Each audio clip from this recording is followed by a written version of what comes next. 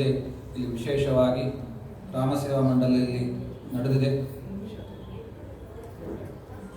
ಎಲ್ಲ ಭಕ್ತಾದಿಗಳು ಕೂಡ ವಿಶೇಷವಾಗಿ ನೀವು ಈ ರಾಮಸೇವಾ ಮಂಡಳಿಯ ಅದ್ಭುತವಾದ ಈ ಒಂದು ರಾಮೋತ್ಸವ ರಾಮನ ಪೂಜೆಯಿಂದಲೇ ನಾವು ಕೂಡ ಅದನ್ನು ಅವಭೃತ ಮಾಡಬೇಕಂದ್ರೆ ಅಂತ್ಯಗೊಳಿಸಬೇಕು ಅಂತ ಅರ್ಥ. ರಾಮನೇ ಆದಿ, ರಾಮನೇ ಅಂತ್ಯ, ಮಧ್ಯದಲ್ಲೂ ಕೂಡ ರಾಮನೇ ಇರೋದು. ಹೀಗೆ ಅದೆಲ್ಲವೂ ಕೂಡ ಪರಮಾತ್ಮನಿಗೆ ಅರ್ಪಣೆ ಮಾಡಬೇಕು ಅಂತಂದರೆ, ದೇವರಿಗೆ ನಾವು ಕೊಡಬೇಕು ಅಂತಂದರೆ ನಮ್ಮ ಪೂಜೆಯನ್ನು ಕಲಿಯುಗದಲ್ಲಿ ದೇವರು ಪ್ರತ್ಯಕ್ಷವಾಗಿ ಬರೋದಿಲ್ಲ ಅಂಥೇಳಿ ಮತ್ತೆ ಪೂಜೆನೇ ನಿಲ್ಲಿಸ್ಬಿಡ್ಬೇಕಾಗಿದ್ರೆ ಅಂತಂದರೆ ಹಾಗಲ್ಲ. ದೇವರು ಅವನು ಪರೋಕ್ಷವಾಗಿ ಪೂಜೆಯನ್ನು ಸ್ವೀಕಾರ ಮಾಡ್ತಾನೆ. ಪರೋಕ್ಷ ಅಂದರೆ ಡೈರೆಕ್ಟ್ ಆಗಿ ತಾನು ಕೂಡ ಸ್ವೀಕಾರ ಮಾಡೋದಿಲ್ಲ, ಇಂಡೈರೆಕ್ಟ್ ಆಗಿ ಪೂಜೆಯನ್ನು ಸ್ವೀಕಾರ ಮಾಡ್ತಾನೆ. ಅದು ಅನೇಕ ರೀತಿ ಪರೋಕ್ಷವಾಗಿ ತಾನು ತಗೊಳ್ಳೋದು ಅಂತಂದರೆ ಒಬ್ಬ ವ್ಯಕ್ತಿಯ ಮೂಲಕ ಬರಬಹುದು, ಅಥವಾ ಪ್ರತಿಮೆ ಒಳಗೆ ಇದ್ದು ತಾನು ಪೂಜೆಯನ್ನು ಸ್ವೀಕಾರ ಮಾಡಬಹುದು, ಅಥವಾ ಕಲಶದಲ್ಲಿದ್ದು ಪೂಜೆಯನ್ನು ಸ್ವೀಕಾರ ಮಾಡ್ತಾನೆ, ಅಥವಾ ಪಂಚಭೂತಗಳಲ್ಲಿ ಗಾಳಿಯಲ್ಲಿ, ಅಗ್ನಿಯಲ್ಲಿ, ಮತ್ತೆ ನೀರಿನಲ್ಲಿ, ವಿಶೇಷವಾಗಿ ಮತ್ತೆ ಆಕಾಶದಲ್ಲಿ, ಇದೆಲ್ಲ ಪಂಚಭೂತಗಳಲ್ಲಿ ಕೂಡ ಭೂಮಿಯಲ್ಲಿ ಇದ್ದುಕೊಂಡು ತಾನು ಆ ಪಂಚಭೂತಗಳ ಮೂಲಕ ದೇವರ ಪೂಜೆಯನ್ನು ಸ್ವೀಕಾರ ಮಾಡ್ತಾನೆ ಕಲಿಯುಗದಲ್ಲಿ. ಹಾಗೆ ದೇವರಿಗೆ ಪೂಜೆಯನ್ನು ಮಾಡಿದಾಗ ಅದು ಒಂದು ಕೊಟ್ಟರೆ ಅನಂತ ಮಡಿ ಮಾಡಿಕೊಡ್ತಾನೆ ವಾಪಸ್. ಅದು ದೇವರ ಪೂಜೆ ನಿಜವಾಗಿರ್ತಕ್ಕಂಥ ಸಾರ. ಇಂಥ ಅದ್ಭುತವಾದ ಈ ಸತ್ಯನಾರಾಯಣ ಪೂಜೆಯನ್ನು ಕೂಡ ನೀವೆಲ್ಲರೂ ಕೂಡ ಮಾಡಿದ್ದೀರಿ. ದೇವರಿಗೆ ಸತ್ಯನಾರಾಯಣ ಅಂತ ಹೆಸರು.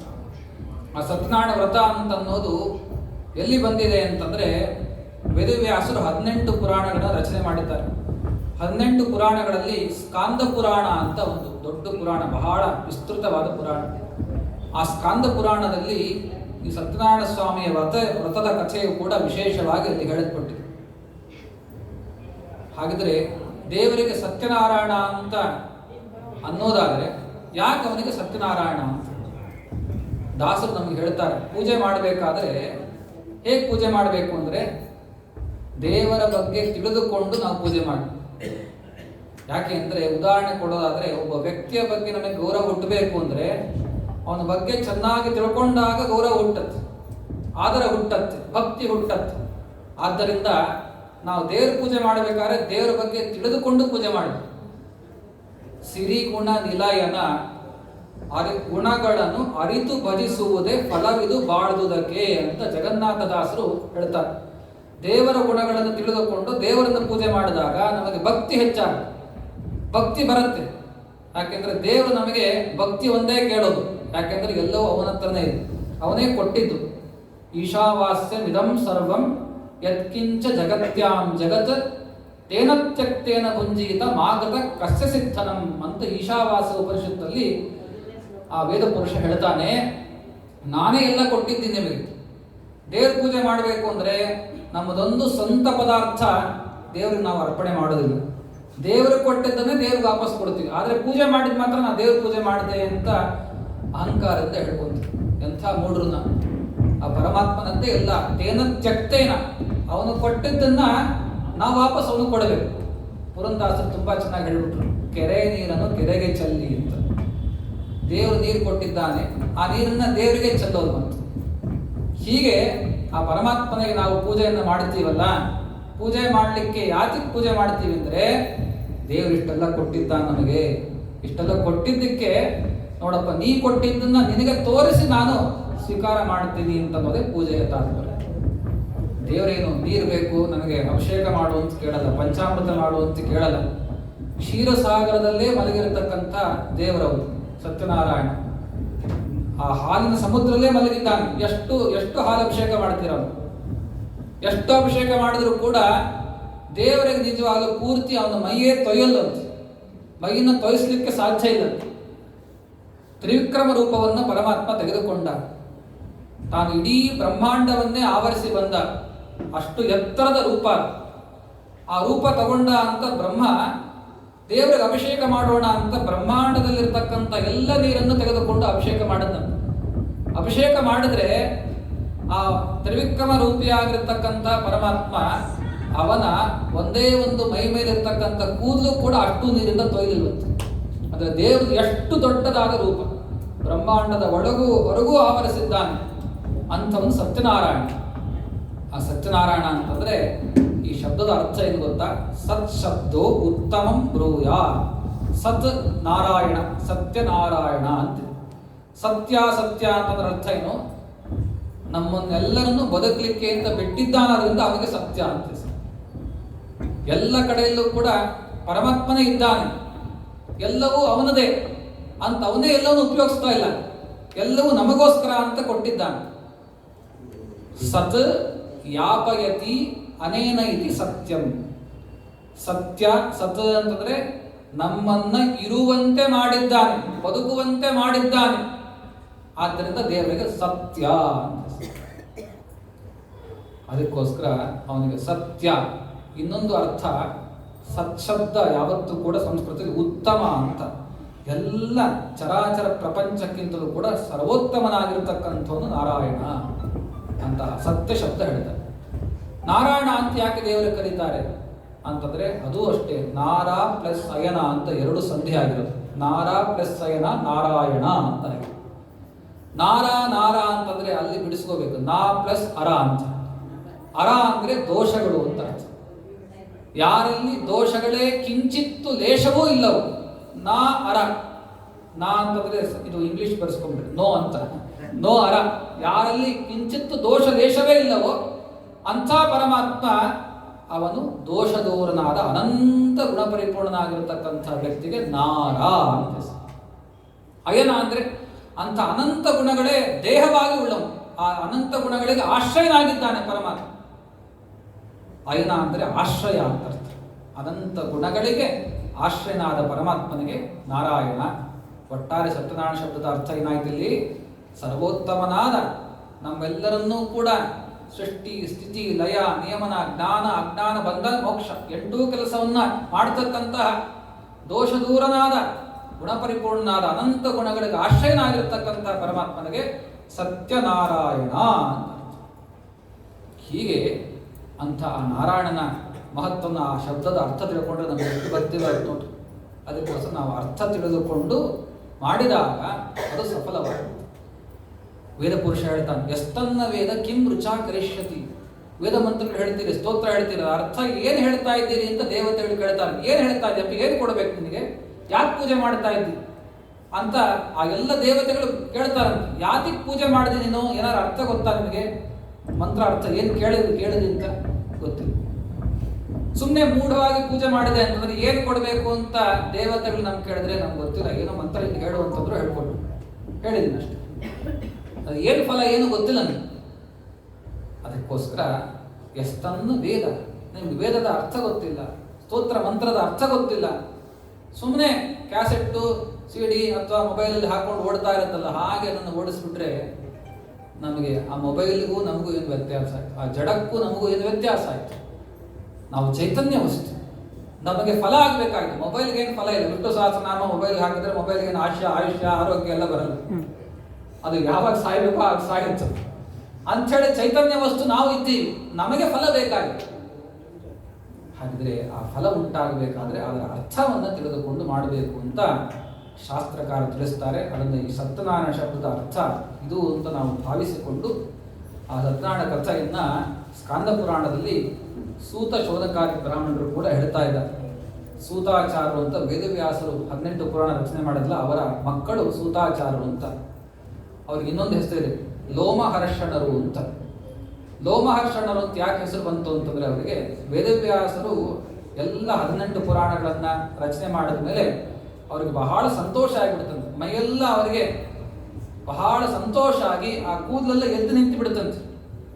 ಆ ಕೂದಲಿಂದ ಹುಟ್ಟಿರತಕ್ಕಂಥ ವ್ಯಕ್ತಿ ಆದ ಪ್ರಯುಕ್ತವಾಗಿ ಲೋಮಹರ್ಷಣರು ಅಥವಾ ರೋಮಹರ್ಷಣರು ಅಂತ ಎರಡೂ ರೀತಿ ಹೇಳ್ತಾರೆ. ಅವರಿಗೆ ಸೂತಾಚಾರು ಅಂತ. ಆ ಸೂತಾಚಾರು ಎಲ್ಲಾ ಪುರಾಣವನ್ನು ಕೂಡ ಪುಸ್ತಕದ ನಿರಪೇಕ್ಷ, ಪುಸ್ತಕ ಇಲ್ಲದೇನೆ ಮಸ್ತಕದಲ್ಲೇ ಇಟ್ಟುಕೊಂಡು ಮುಖೋದ್ಗತವಾಗಿ ಹೇಳ್ತಾ ಇದ್ದಾರೆ. ಎಲ್ಲಿ ನಡೆದಿದ್ದು ಅಂದ್ರೆ ನೈಮಿಷಾರಣ್ಯ ಕ್ಷೇತ್ರ. ಇವತ್ತಿಗೂ ನೈಮಿಷಾರಣ್ಯ ಇದೆ, ಎಲ್ಲಿ ಉತ್ತರ ಪ್ರದೇಶದಲ್ಲಿ ನೈಮಿಷಾರಣ್ಯ ಕ್ಷೇತ್ರ ಅಂತ. ಅಲ್ಲಿ 1000 ವರ್ಷಗಳ ಕಾಲ ಜ್ಞಾನಸತ್ರ ನಡೆದಿದೆ. ಜ್ಞಾನಸತ್ರ ಅಂದ್ರೆ ಕೇವಲ 18 ಪುರಾಣಗಳ ಪ್ರವಚನ. ಕೇಳೋರು ಯಾರು ಅಂದ್ರೆ 10,000 ಶೌನಕಾದಿ ಬ್ರಾಹ್ಮಣರು ಇದ್ದಾರೆ. 10,000 ಜನ ಸೇರಿದ್ರು. ಅಲ್ಲಿ ಒಂದು ಪುರಾಣ ಆಯ್ತು, 2 ಪುರಾಣ ಆಯ್ತು, ಸ್ಕಂದ ಪುರಾಣ ಬಂದಿದೆ. ಅಲ್ಲಿ ಶೌನಕಾದಿ ಬ್ರಾಹ್ಮಣರು ನಮ್ಮೆಲ್ಲರ ಪರವಾಗಿ ಒಂದು ಪ್ರಶ್ನೆ ಕೇಳ್ತಾರೆ. ಮನುಷ್ಯ ದೇವ್ರ ಪೂಜೆ ಮಾಡುತ್ತಾನೆ, ಸಂಕಟ ಬಂದಿದೆ ಅಂತ ಅನೇಕ ಪೂಜೆಯನ್ನು ಮಾಡುತ್ತಾನೆ, ದೇವಸ್ಥಾನಕ್ಕೆ ಹೋಗ್ತಾನೆ, ಅನೇಕ ಉಪವಾಸ ವ್ರತವನ್ನು ಮಾಡುತ್ತಾನೆ. ಇಷ್ಟು ಮಾಡಿದ್ರೂ ಕೂಡ ಅವನಿಗೆ ತಾಪತ್ರಯ ಅನ್ನೋದು ಹೋಗೋದಿಲ್ಲಲ್ಲ. ಏನು ಇದಕ್ಕೆ ಹೋಗ್ಲಿಕ್ಕೆ ಏನಾದರೂ ಕೂಡ ಉಪಾಯ ಇದೆಯಾ ಅಂತ ಶೌನಕಾದಿ ಬ್ರಾಹ್ಮಣರು ಸೂತಾಚಾರ್ಯನ ಪ್ರಾರ್ಥನೆ ಮಾಡ್ತಾರೆ. ಆಗ ಸೂತಾಚಾರ್ಯ ಹೇಳ್ತಾರೆ, ನಮಗೆ ಈ ಕೇಳಿದ್ರಲ್ಲಿ ಪ್ರಶ್ನೆಗೆ ಅದಕ್ಕೆ ಉತ್ತರ ನಾರಾಯಣನೇ ಕೊಟ್ಟಿದ್ದಾನೆ ಅಂತ. ಒಂದು ಸರ್ತಿ ನಾರದರು ಎಲ್ಲಾ ಲೋಕವನ್ನು ಸಂಚಾರ ಮಾಡಿಕೊಂಡು ವೈಕುಂಠಕ್ಕೆ ಹೋದ್ರಂತೆ, ದೇವರ ಮನೆಗೆ ಹೋದ್ರು. ಹೋದಾಗ ಮತ್ತೆ ಅಲ್ಲಿ ನಾರಾಯಣನ ಪ್ರಾರ್ಥನೆ ಮಾಡಿ ಈ ಪ್ರಶ್ನೆ ಕೇಳ್ತಾರೆ. ಯಾರು ಪ್ರಶ್ನೆಯನ್ನ ಶೌನಕಾದಿ ಬ್ರಾಹ್ಮಣರು ಏನು ಕೇಳಿದ್ರು ಅದೇ ಪ್ರಶ್ನೆಯನ್ನ ನಾರಾಯಣನ ಕೇಳ್ತಾರೆ. ಆ ಸಜ್ಜನರಿಗೆ ಏನೋ ಒಂದು ಕೇಳದೆ ಸಂಕಟ ಬರ್ತಾ ಇರುತ್ತೆ, ತಾಪತ್ರಯಗಳು ಬರ್ತಾ ಇರುತ್ತೆ, ಕಷ್ಟಗಳು ಬರ್ತಾ ಇರುತ್ತೆ.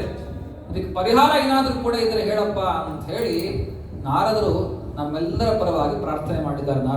ನಾರಾಯಣ ಅಂತ ಸತ್ಯನಾರಾಯಣ ವ್ರತ ಅಂತ ಒಂದಿದೆ ಅಂತ, ದೇವರ ಬಾಯಿಂದ ಬಂದಿರತಕ್ಕಂಥ ವ್ರತ ಇದು. ನನ್ನ ಪೂಜೆಯನ್ನ ಮಾಡ್ರಿ ಅಂತ ದೇವರೇ ಹೇಳಿದ್ದಾನೆ. ಅಂಥ ಸತ್ಯನಾರಾಯಣನೇ ವೈಕುಂಠದಲ್ಲಿ ಹೇಳಿರ್ತಕ್ಕಂಥ ಅದ್ಭುತವಾದ ವ್ರತ ಇದು. ನಮ್ಮೆಲ್ಲರ ಕಾಮನೆಗಳನ್ನ, ನಮ್ಮೆಲ್ಲರ ಪ್ರಾರ್ಥನೆಯನ್ನ ಸತ್ಯ ಮಾಡಲಿಕ್ಕೆ ಅಂತಿರುವ ವಿಶೇಷವಾದ ರೂಪ ಅಂದ್ರೆ ಸತ್ಯನಾರಾಯಣ.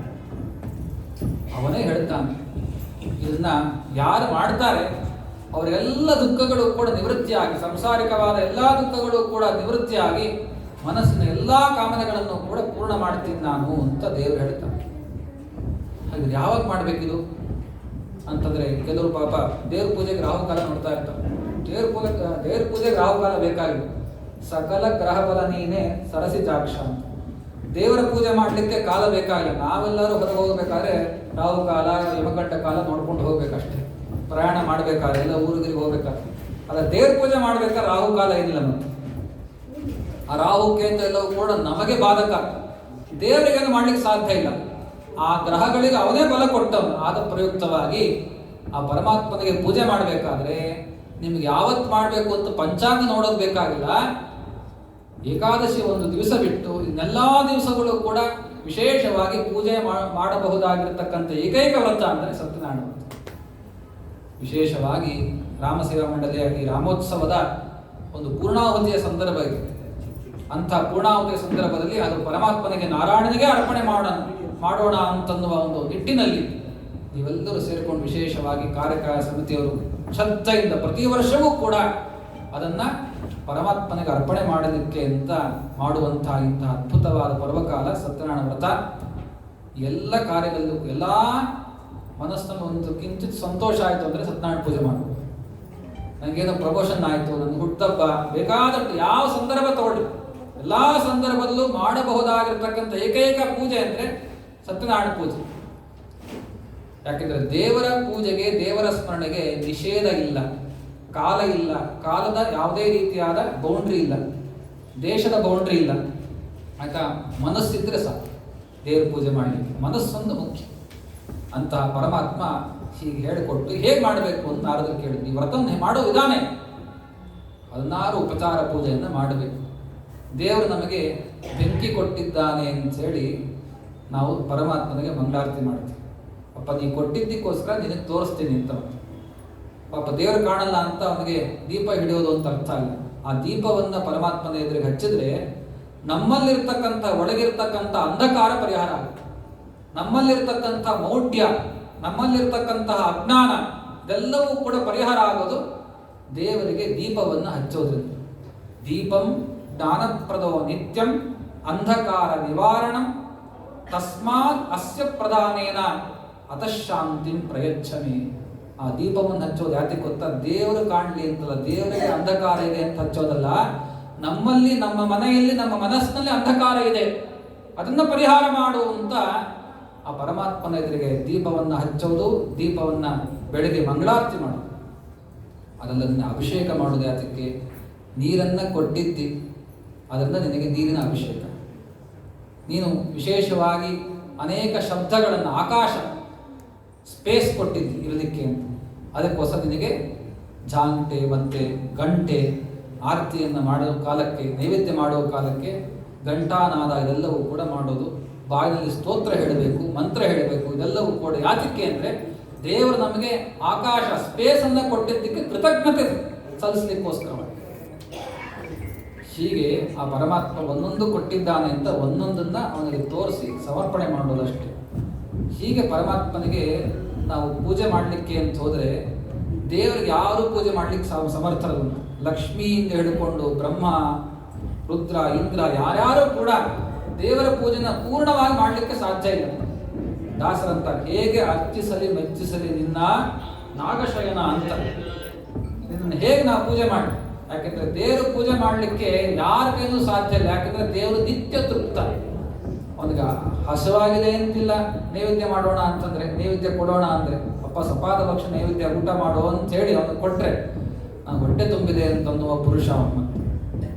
ಅಂಥ ಆ ಪರಮಾತ್ಮನಿಗೆ ಯಾವುದೇ ವಸ್ತು ಕೊಡಬೇಕಾದ್ರೂ ಕೂಡ, ನೈವೇದ್ಯ ಮಾಡಬೇಕಾದ್ರೂ ಕೂಡ ಇಡೀ ಜಗತ್ತೇ ಕೂಡ ದೇವರ ಹೊಟ್ಟೆಯಲ್ಲಿದೆ. ಆ ಹೊಟ್ಟೆಯನ್ನು ತೆಗೆದು ಬಾಯಿಗೆ ಇಡಬೇಕಷ್ಟೆ.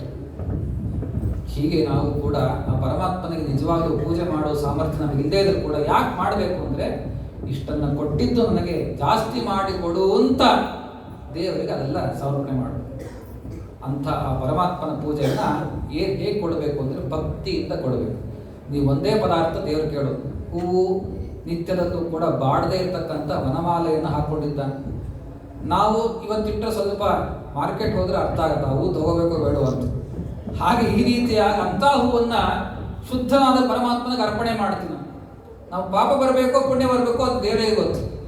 ಆದರೆ ಇದನ್ನು ಅರ್ಚನೆ ಮಾಡಿದ್ದಕ್ಕೆ ದೇವರು ಇಷ್ಟಾದರೂ ಮಾಡೋದಲ್ಲ ಅಂತ ದೇವರು ಹೂವನ್ನು ಕೊಟ್ಟಿದ್ದಕ್ಕೆ ಹೂವ ತರುವ ಮನೆಗೆ ಹುಲ್ಲ ತರುವ ಅಂತ ಅವ್ರಿಗೆ ಅನ್ನ ಕೊಡ್ತಾನೆ. ಬೇಕಾದಷ್ಟು ಸಮೃದ್ಧವಾದ ಭೋಜನವನ್ನು ಕೊಡ್ತಾನೆ ಪರಮಾತ್ಮ. ಹೂವನ್ನು ಏರಿಸೋದ್ರಿಂದ ದೇವರಿಗೆ ನಮ್ಗೆ ಅನ್ನ ಕೊಡ್ತಾನೆ ಪರಮಾತ್ಮ. ಇದು ತಾತ್ಪರ್ಯ. ಹೀಗೆ ಆ ಪರಮಾತ್ಮ ಕಾರುಣ್ಯದಿಂದ ಏನೋ ಇಷ್ಟಾದರೂ ಕೊಡ್ತಾನಲ್ಲಪ್ಪ, ಅವನಿಗೇನು ಸಿಗಲ್ಲ ನಾನೇ ಕೊಟ್ಟಿದ್ದನ್ನು ಮತ್ತೆ ನನಗೆ ಕೊಡ್ತಾನಲ್ಲ. ಅದು ಹೆಂಗೆ ಅಂದರೆ, ತಾಯಿ ಅಥವಾ ತಂದೆ ಸಣ್ಣ ಕೂಸಿಗೆ ಚಾಕ್ಲೇಟ್ ಕೊಡಿಸ್ತಾಳೆ. ಆ ಚಾಕ್ಲೇಟ್ ಅಪ್ಪ ನೀನು ತಿನ್ನು ಅಂತ ಬಾಯಿಗಿಟ್ಟರೆ ಎಷ್ಟು ಸಂತೋಷ ಆಗುತ್ತೆ. ನಾನೇ ಕೊಡಿಸಿದ್ ಮತ್ತೆ ನನಗೆ ಬಾಯಿಗಿಡುತ್ತಲ್ಲ ಇದು ಪಾಪ ಅಂತ ನಾ ಬೇಡ ಅಂತನಲ್ಲ ತಂದೆ ತಾಯಿ, ನನಗೆ ತಿನ್ನಿಸ್ತಾ ಇದ್ದಾಳ ಅಂತ ಬಹಳ ಸಂತೋಷವನ್ನು ಕೊಡುವಂತೆ ತಾಯಿ ತಂದೆ ಅಷ್ಟು ಕಾರುಣ್ಯ ಮೂರ್ತಿ ನಮ್ಮ ಪರಮಾತ್ಮ. ನಾ ಕೊಟ್ಟಿದ್ದು ನನಗೆ ತೋರಿಸ್ತಾ ಇದ್ದಾರಲ್ಲ ಅಂತ ಪರಮ ಸಂತುಷ್ಟನಾಗಿ ನಮಗೆಲ್ಲವನ್ನು ಕೊಡ್ತಾನಂತೆ. ಅಂಥ ಭಕ್ತಿಯಿಂದ ದೇವರ ಪೂಜೆಯನ್ನು ಮಾಡಬೇಕು. ಇಂಥ ಮೊದಲನೇ ಅಧ್ಯಾಯದಲ್ಲಿ ಪರಮಾತ್ಮ ಅದರ ವಿಧಾನವನ್ನು ತಿಳಿಸಿಕೊಟ್ಟು ಸಪಾದ ಪಕ್ಷ ನೈವೇದ್ಯ ಮಾಡಬೇಕು. ಯಾಕೆ ಅಂದರೆ ಅದರ ಲಕ್ಷ್ಮೀದೇವಿಯ ಸನ್ನಿಧಾನ ಇರುತ್ತಂತೆ. ಲಕ್ಷ್ಮಿ ಸಮೃದ್ಧವಾಗಿ ನಮ್ಮ ಮನೆಯಲ್ಲಿ ಬರಬೇಕು ಅಂದರೆ, ಸಮೃದ್ಧವಾಗಿರಬೇಕು ಅಂದರೆ ಆ ಸಪಾದ ಪಕ್ಷವನ್ನು ನೈವೇದ್ಯ ಮಾಡಬೇಕು ಅಂತ ಇಲ್ಲಿ ಹೇಳ್ತಾನೆ. ಹೀಗೆ ಯಾರು ಅರ್ಚನೆಯನ್ನು ಮಾಡ್ತಾರೆ, ನನಗೆ ಆ ವ್ರತವನ್ನು ಮಾಡ್ತಾರೆ, ಎಲ್ಲ ಕಾಮನೆಗಳನ್ನು ಪೂರ್ಣ ಮಾಡ್ತೀವಿ ಅಂತ ಮೊದಲನೇ ಅಧ್ಯಾಯದ ಸಾರವನ್ನು ತಿಳಿಸ್ತಾ ಇದ್ದಾರೆ. ಪ್ರಥಮಾಧ್ಯಾಯ ಸಾರ ಸಂಪೂರ್ಣ. ಶ್ರೀಕೃಷ್ಣ ಅರ್ಪಣಮಸ್ತು.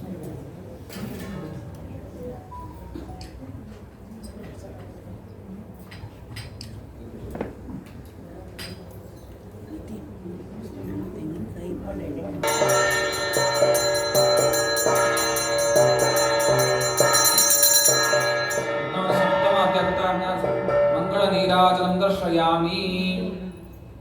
ಅಥ ದ್ವಿತೀಯೋಧ್ಯಾಯಃ. ಶೌನಕಾದಿ ಬ್ರಾಹ್ಮಣರು ಮತ್ತೆ ಪ್ರಶ್ನೆಯನ್ನ ಮಾಡ್ತಾರೆ. ನಾರದರಿಗೋಸ್ಕರ ಅಂತ ಪರಮಾತ್ಮ ಈ ಕಥೆಯನ್ನು ಹೇಳ್ತಾ ಸತ್ಯನಾರಾಯಣ ವಿಧಾನವನ್ನು ಹೇಳಿದ್ದಾನೆ. ಮುಂದೆ ನಾರದರು ಪ್ರಶ್ನೆ ಮಾಡ್ತಾರೆ, ಮನುಷ್ಯರಿಗೆ ಸುಮ್ಮನೆ ಪೂಜೆ ಮಾಡು ಅಂತಂದ್ರೆ ಪೂಜೆ ಮಾಡ್ಲಿಕ್ಕೆ ಹೋಗಲ್ಲ. ಯಾಕೆಂದ್ರೆ ಏನು ಫಲ ಅಂತ ಕೇಳ್ತಾರೆ. ನಾವು ಪೂಜೆ ಮಾಡ್ತೀವಿ ಸರಿ, ನಾವು ರಾಮಸೇವಾ ಮಂಡಳಿಗೆ ರಾಮೋತ್ಸವಕ್ಕೆ ಬರ್ತೀವಿ ಸರಿ, ಏನು ಫಲ ನಮಗೆ ಅಂತ ಕೇಳ್ತಾರೆ. ಆ ಫಲವನ್ನ ನಮ್ಗೆ ಸಿಗಲಿಲ್ಲ ಅಂದ್ರೆ ಸುಮ್ಮನೆ ನಾವು ಯಾವ ಕೆಲಸವನ್ನು ಮಾಡಲ್ಲ. ಮನುಷ್ಯರ ಬುದ್ಧಿ ಅದನ್ನು ನಾರದರು ನಾರಾಯಣನ ಪ್ರಶ್ನೆ ಮಾಡ್ತಾರೆ. ಈ ವ್ರತವನ್ನ ಸತ್ಯನಾರಾಯಣ ವ್ರತ ಮಾಡೋದ್ರಿಂದ ಏನು ಫಲ ಅಂತ ಕೇಳ್ತಾರೆ.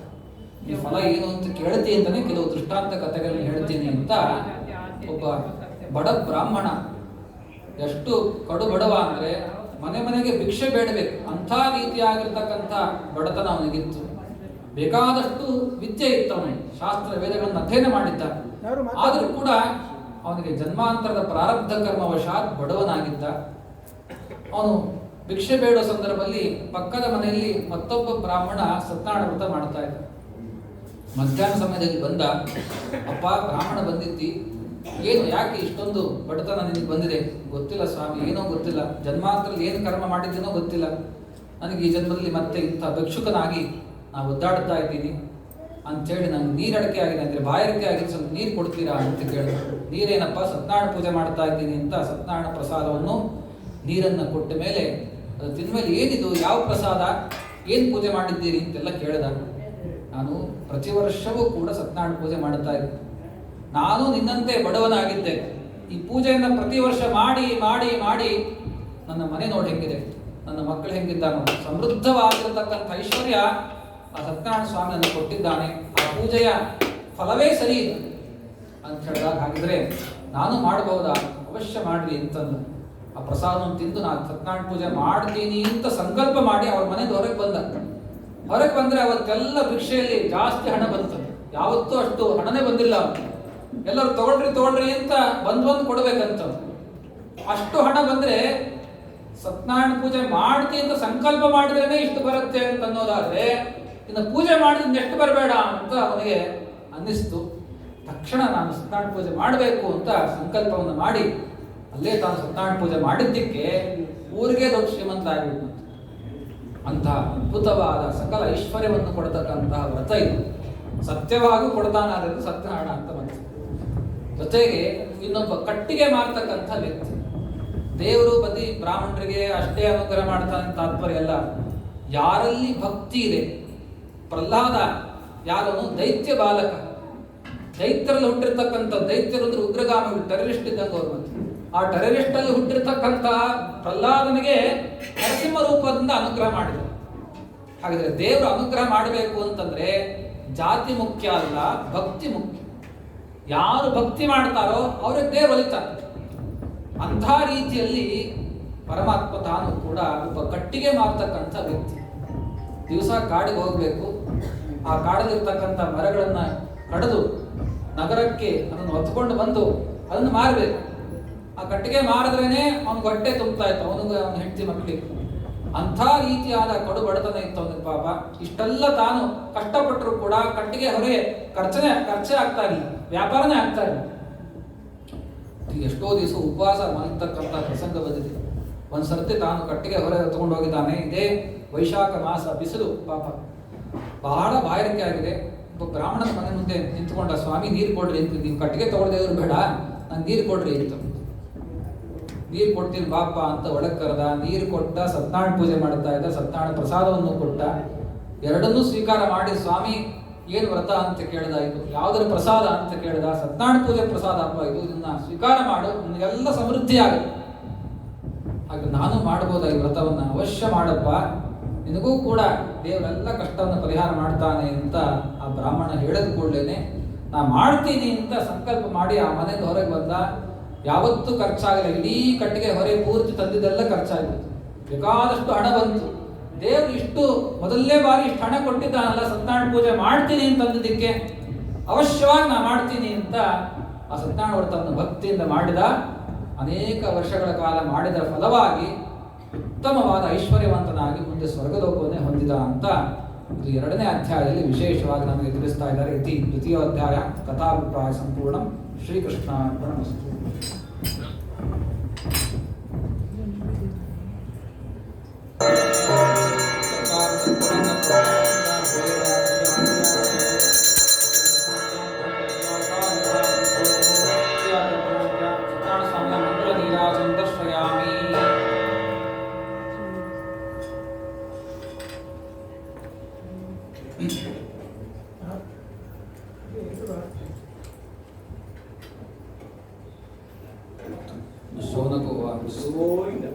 ಶ್ರೀ ಸೂತ ಉವಾಚ. 3ನೇ ಅಧ್ಯಾಯದಲ್ಲಿ ಮತ್ತೊಂದು ಕಥೆಯ ದೃಷ್ಟಾಂತವನ್ನು ನಾರಾಯಣ ಕೊಡ್ತಾ ಇದ್ದಾನೆ ನಾರದರಿಗೆ. ಹಾಗಾದ್ರೆ ಇಲ್ಲಿ ತನಕ ಏನು ಅಭಿಪ್ರಾಯ ಬಂತು? ಸತ್ಯನಾರಾಯಣ ಪೂಜೆ ಮಾಡಿದ್ರೆ ನಮಗೆ ಐಶ್ವರ್ಯ ಬರುತ್ತೆ ಅಂತ. ಬರೀ ಐಶ್ವರ್ಯವನ್ನು ಕೊಡ್ತಕ್ಕಂಥ ವ್ರತ ಅಷ್ಟೇ ಇದು ಅಂತ ಹೀಗೆ ನಾವು ತಿಳಿದ್ರೆ ಬಹಳ ತಪ್ಪಾಗುತ್ತೆ. ಯಾಕೆ ಅಂತಂದ್ರೆ ಕೇವಲ ಐಶ್ವರ್ಯ ಕೊಡುವಂಥ ವ್ರತ ಇದು ಅಲ್ಲ, ಎಲ್ಲವನ್ನೂ ಕೊಡೋ ವ್ರತ. ಕಿಮಲಭ್ಯ ಭಗವತಿ ಪ್ರಸನ್ನೆ ಶ್ರೀನಿಕೇತನೆ. ದೇವರು ನಮಗೆ ಪ್ರಸನ್ನ ಆಗಿಬಿಟ್ರೆ ಏನು ಸಿಗೋದಿಲ್ಲ, ಎಲ್ಲವನ್ನೂ ಕೊಡ್ತಾನೆ ಅಂತ ಅನ್ನೋದಕ್ಕೆ ಒಂದು ದೃಷ್ಟಾಂತ. ಒಬ್ಬ ಕಾಶಿ ಪಟ್ಟಣದಲ್ಲಿ ದೊಡ್ಡ ಒಬ್ಬ ಶ್ರೀಮಂತ ಇದ್ದಂತೆ, ಊರಿಗೆ ದೊಡ್ಡ ಶ್ರೀಮಂತ. ಯಾಕೆ ಶ್ರೀಮಂತ ಆಗಿದ್ದ ಅಂದರೆ ಅವನು ನಿತ್ಯ ಮಾಡುವ ವ್ಯಾಪಾರ ರತ್ನದ ವ್ಯಾಪಾರ, ವಜ್ರ ವೈಡೂರ್ಯವನ್ನು ವ್ಯಾಪಾರ ಮಾಡುತ್ತಾ ಇದ್ದ. ತಾನೇ ಸಮುದ್ರಕ್ಕೆ ಹೋಗಿ ಅಲ್ಲಿ ಆಳದಲ್ಲಿರ್ತಕ್ಕಂಥ ಅನೇಕ ವಜ್ರಗಳನ್ನು ತೆಗೆದು ಹಡಗಿನಲ್ಲಿ ಹಾಕೊಂಡು ದೇಶ ವಿದೇಶಕ್ಕೆ ಮಾರಾಟ ಮಾಡ್ತಾ ಇದ್ದ. ಒಂದೊಂದು ವಜ್ರದ ಬೆಲೆ ಎಷ್ಟು, ಬೆಲೆ ಕಟ್ಟಲಿಕ್ಕೆ ಆಗಲ್ಲ ಕೆಲವು ವಜ್ರಗಳಿಗೆ. ಅಂಥ ರೀತಿಯಾಗಿರ್ತಕ್ಕಂಥ ವಜ್ರಗಳನ್ನು ಸಂಗ್ರಹ ಮಾಡಿ ದೇಶ ವಿದೇಶಕ್ಕೆ ಮಾರಾಟ ಮಾಡ್ತಾ ಇದ್ದ ಅಂಥ ದೊಡ್ಡ ಶ್ರೀಮಂತ. ಆ ಶ್ರೀಮಂತಗಿದ್ದರೂ ಕೂಡ ಮುಂದೆ ಅವನ ಪೀಳಿಗೆ ಅದನ್ನು ಅನುಭವಿಸ್ಲಿಕ್ಕೆ ಅಂತ ಒಬ್ಬರು ಮಕ್ಕಳೇ ಇರಲಿಲ್ಲಪ್ಪ, ಮಕ್ಕಳೇ ಆಗಿಲ್ಲ. ಹೆಂಡತಿ ಹೆಸರು ಮತ್ತೆ ಲೀಲಾವತಿ ಅಂತ. ಕಾಶಿ ಪಟ್ಟಣದಲ್ಲಿ ಮನೆ. ಅಂತಹ ಇಬ್ಬರು ದಂಪತಿಗಳು ಅನೇಕ ಹೇಳಿದ್ದೆಲ್ಲ ಉಪವಾಸ ಮಾಡಿದ್ರು, ವ್ರತ ಮಾಡಿದ್ರು, ಏನು ಮಾಡಿದ್ರು ಕೂಡ ಮಕ್ಕಳೇ ಆಗಲಿ. ಒಂದು ಸರ್ತಿ ಅವನು ಹಡಗಿನಲ್ಲಿ ರತ್ನ ವ್ಯಾಪಾರ ಮಾಡಲಿಕ್ಕೆ ಅಂತ ಕಾಂಚಿ ಪಟ್ಟಣಕ್ಕೆ ಬಂದಿದ್ದಾನೆ. ಅಲ್ಲಿ ಊರೆಲ್ಲವೂ ಕೂಡ ಪೂರ್ತಿ ಅಲಂಕಾರ ಮಾಡಿದ್ದಾರೆ. ಏನಿದು ಊರೆಲ್ಲ ಚೆನ್ನಾಗಿ ಅಲಂಕಾರ ಮಾಡಿದ್ದಾರೆ ತಲೆ ತೋರಣದಿಂದ ಅಂತ ಕೇಳಿದ್ರೆ, ಈ ಊರಿನ ರಾಜ ಒಂದು ಸತ್ಯನಾರಾಯಣ ಪೂಜೆ ಮಾಡ್ತಾ ಇದ್ದಾನೆ. ಸತ್ಯನಾರಾಯಣ ಪೂಜೆಗೆ ಊರಿಗೆ ಇಷ್ಟೆಲ್ಲ ಅಲಂಕಾರ ಮಾಡಬೇಕು, ಮತ್ತೆ ದೇವ್ರ ಪೂಜೆ ಅಂದ್ರೆ ಹಿಂಗೆ ಮಾಡಬೇಕು ವೈಭವದಿಂದ, ಇಡೀ ಕೋರಮಂಗಲಕ್ಕೆ ಅಲಂಕಾರ ಮಾಡಬೇಕು ಸತ್ಯನಾರಾಯಣ ಪೂಜೆ ಅಂತ. ಹಾಗೆ ಆ ರಾಜ ಇಡೀ ಕಾಂಚಿ ಪಟ್ಟಣಕ್ಕೆ ಕೂಡ ವಿಶೇಷವಾಗಿ ಅಲಂಕಾರವನ್ನು ಮಾಡಿದ್ದಾನೆ. ಯಾಕೆಂದ್ರೆ ದೇವರು ಬರೀ ಮೂರ್ತಿಗೆ ಅಷ್ಟೇ ಅಲಂಕಾರ ಅಲ್ಲ, ದೇವರಲ್ಲಿದ್ದಾನೆ, ಇಡೀ ಜಗತ್ತಿನಲ್ಲೇ ಇದ್ದಾನೆ ಅಂತ ಎಲ್ಲದಕ್ಕೆ ಅಲಂಕಾರ ಮಾಡಬೇಕು ನಾವು. ಹೀಗೆ ವಾಸ್ತವಿಕವಾಗಿ ಹೀಗೆ ಉತ್ಸವಗಳನ್ನು ಮಾಡಬೇಕು. ನಮ್ಮ ಮನೆಗೆ ಯುಗಾದಿ ಆದರೆ ಅಥವಾ ಹಬ್ಬ ಹರಿದಿನ ಆದರೆ ಯಾಕೆ ತರಳಿ ತೋರಣವನ್ನ ಬಾಗಿಲು ಕಟ್ತೀವಿ, ಬಾಗಿಲಲ್ಲಿ ದೇವರಿದ್ದಾನೆ ಅಂದ್ರೆ ಎಲ್ಲ ಕಡೆ ಇದ್ದಾನೆ. ದೇವರು ಇಲ್ಲೇ ಇರ್ತಕ್ಕಂಥ ಜಾಗನೇ ಇಲ್ಲ, ಅದಕ್ಕೋಸ್ಕರ ಎಲ್ಲ ಕಡೆಯೂ ಕೂಡ ಅಲಂಕಾರ ಮಾಡ್ಕೊಂಡು ನಾವು ಅಲಂಕಾರ ಮಾಡ್ಕೊಂಡು ನಮ್ಮದು ದೇವರಿದ್ದಾನೆ ಅಂತ ಹೊಸ ಬಟ್ಟೆ ಉಟ್ಕೊಂತೀವಿ, ವಿಶೇಷವಾಗಿ ಆಭರಣಗಳನ್ನು ಹಾಕೊಂತೀವಿ. ಎಲ್ಲ ಯಾಕೆ ಅಂದರೆ ಆ ಪರಮಾತ್ಮನೇ ಎಲ್ಲರಿಗೂ ಅಲಂಕಾರ ಪ್ರಾಯ ಅಂತ ತಿಳಿಸೋದಕ್ಕೋಸ್ಕರ. ಹಾಗೆ ಕಾಂಚಿ ಪಟ್ಟಣದ ರಾಜ ವೈಭವದ ಸತ್ಯನಾರಾಯಣ ಪೂಜೆ ಮಾಡ್ತಾ ಇದ್ದ. ಇವನಿಗೂ ಕುತೂಹಲ ಉಂಟಾಯ್ತು, ಏನು ಇಂಥ ಒಂದು ವ್ರತವನ್ನೇ ಇಷ್ಟು ದೊಡ್ಡದಾಗಿ ಮಾಡ್ತಾನಲ್ಲ ಅಂತ ಹೋದ. ಆ ರಾಜ ಪೂಜೆ ಮಾಡ್ತಾ ಇದ್ದಾನೆ. ಅಪ್ಪ ರಾಜ ಏನು ಪೂಜೆ ಮಾಡ್ತಾ ಇದ್ದ, ಏನು ಪೂಜೆ ಮಾಡ್ತಾ ಇದ್ದೀನಿ, ಏನಿದ್ರಿಂದ ಫಲ ಅಂತ ಕೇಳಿದ. ನನ್ನ ರಾಜ್ಯ ಇವತ್ತು ಸುಭಿಕ್ಷವಾಗಿದೆ, ಕಾಲ ಕಾಲಕ್ಕೆ ಮಳೆ ಆಗತ್ತೆ, ಬೆಳೆ ಆಗತ್ತೆ, ನನ್ನ ರಾಜ್ಯದಲ್ಲಿ ಪೂರ್ತಿ ಕಳತನನೇ ಇಲ್ಲ, ಶತ್ರುಗಳ ಕಾಟ ಇಲ್ಲ, ಹೀಗೆ ಸಮೃದ್ಧವಾಗಿ ರಾಜ್ಯ ಇದೆ ಅಂತಂದ್ರೆ ಇದಕ್ಕೆಲ್ಲ ಕಾರಣ ಪ್ರತಿ ವರ್ಷ ನಾ ಮಾಡತಕ್ಕಂಥ ಈ ಸತ್ಯನಾರಾಯಣ ವ್ರತ. ಆ ಸತ್ಯನಾರಾಯಣ ಪೂಜೆ ಮಾಡೋದ್ರಿಂದ ನನಗೆ ಸಕಲ ಸಮೃದ್ಧಿ ಕೊಟ್ಟಿದ್ದಾನೆ, ಅದರಿಂದ ನಾನು ಈ ಪೂಜೆಯನ್ನು ಪ್ರತಿ ವರ್ಷ ಮಾಡ್ತೀನಪ್ಪ.